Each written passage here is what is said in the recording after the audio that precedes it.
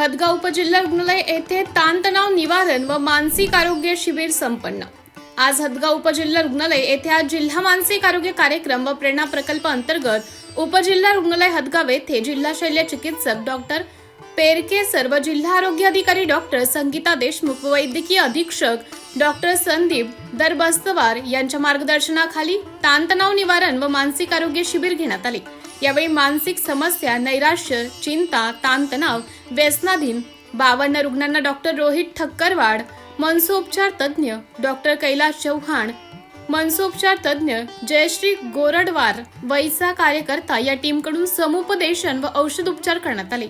यावेळी उपजिल्हा रुग्णालयाचे वैद्यकीय अधिकारी doctor Swami sir, doctor Dhage sir, doctor More sir, doctor Toshniwal sir, doctor Pranita More, incharge sister, परिचारिका, इतर कर्मचारी उपस्थित होते।